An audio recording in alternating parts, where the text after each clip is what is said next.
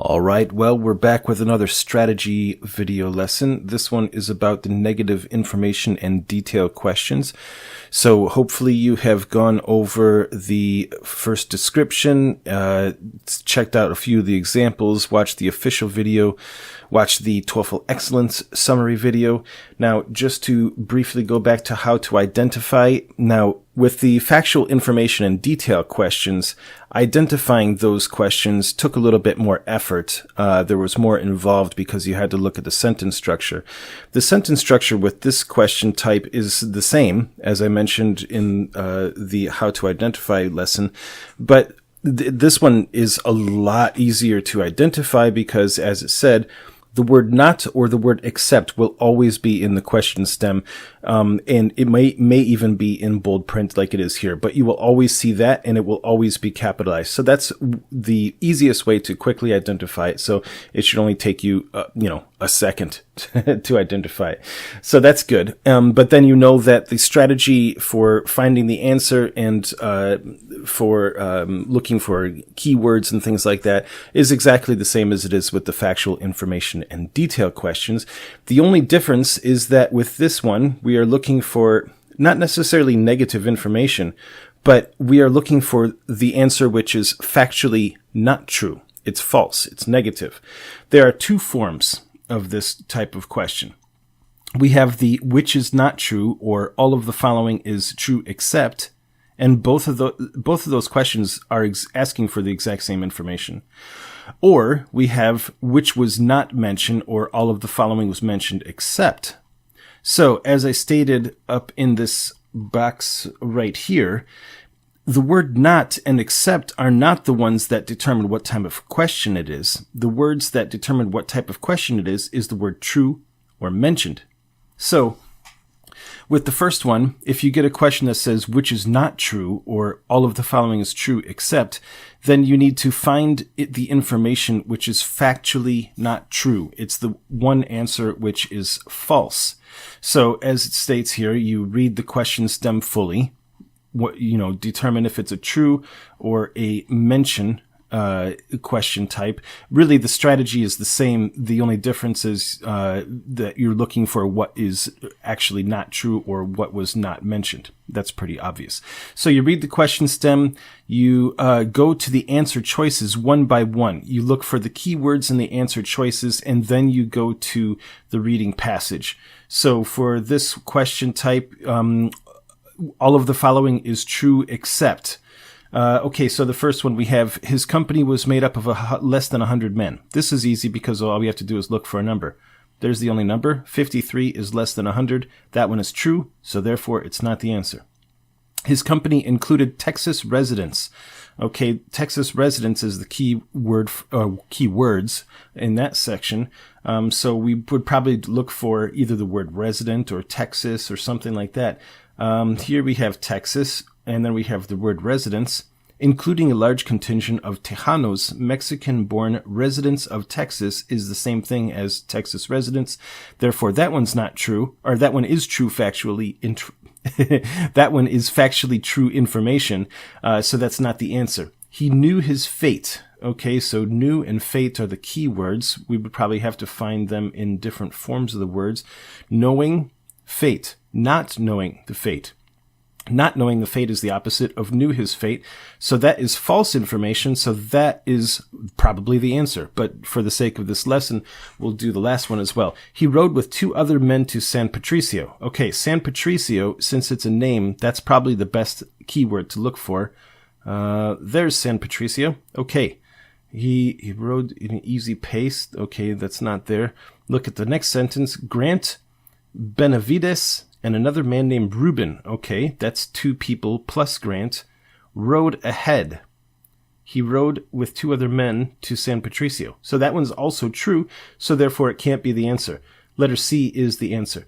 Now, one way to save time on the actual exam is that once you find the answer which is not true, you know that that's the answer. Just pick it and go ahead. You probably don't need to check the last one. So that's how you deal with the question type where it's asking, not how to identify, where it's the true question, which is not true or which all of the following is true except. Now, the process is still the same for the one about which was not mentioned. You read the question stem, you look for the keywords and the answer choices, and then you look for the information which was not mentioned. Or, so if you find something that was mentioned,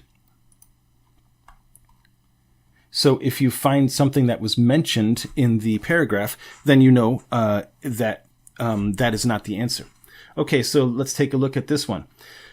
This is a mentioned question, so if we find an answer choice that is mentioned in here, that's not the answer. Klimt liked to travel. Klimt traveled little. Okay, that's kind of opposite information. Now, this one we have to assume that if a person traveled little, maybe it's because they didn't like it. So we have to check the other answer choices, because this one you're having to make an assumption. Klimt worked with other artists. So worked with and other artists are the key words here. There's other artists. He collaborated with other artists. He worked with other artists. That's true, so that's not the answer. Some of Klimt's best works were decorations. Okay, so best and decorations are probably the key words there. Let's see. That's the sound I make when I'm skimming. Okay, let's see. We don't see anything about... There's the word decorative. Okay, so going back to the beginning of the sentence, Klimt's contributions to the dining room include both fulfillment and expectation, were some of his finest decorative works. As he publicly stated, probably the ultimate stage of my development of ornament. Okay, so here it's saying that it's his finest decorative works, but here it's saying the decorations were his best work.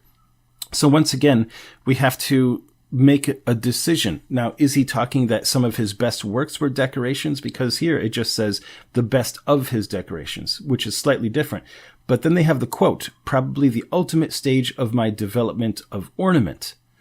Well, that was one phase of his artistic career. And if he thought it was his best work, then it was probably some of his best work. Now, once again, you have to make an assumption based on the information that's given, but that's probably true information, so therefore that's not the answer. Klimt was inspired by the art of others. So we have art of others is probably the key phrase, and also the word inspired. Let's see. Klimt traveled, both famous for their beautiful mosaics, most inspired, there we go, most likely inspired his gold technique by Byzantine imagery, so we have to go back. So Klimt traveled, trips to Venice, Ravenna, both famous for the beautiful mosaics, that's a type of artwork, most likely inspired his gold technique. Well, we know that any piece of artwork has to be created by someone. And if the beautiful mosaics were not created by Klimt, then they must have been created by other artists. So that one's true, so it can't be the answer. So therefore, we have to go back to the first one. Klimt liked to travel. Klimt traveled little. Now, it's possible that he only traveled little because maybe he just didn't have the means to travel, but it's not mentioned anywhere in here. So therefore, letter A is the question. So that's basically how you would handle the question type where it's asking about what was mentioned. So just as a brief summary, like I said, the process of finding the answer is the same as with the factual information and detail question. First, you read the question stem. And really, the only key words and information that you'll be looking for in the question stem is if it says the word true or if it says the word mentioned. Then you read the answer choices one by one. You look for the keywords in the answer choices, compare them to the reading passage, read the information, determine if it's a true question. Then that means any answer choice which is true information is not the answer. The one answer choice which is false is the answer. If it's a mentioned question, it's basically the same. The only difference is that you are looking for information which is not mentioned. Okay.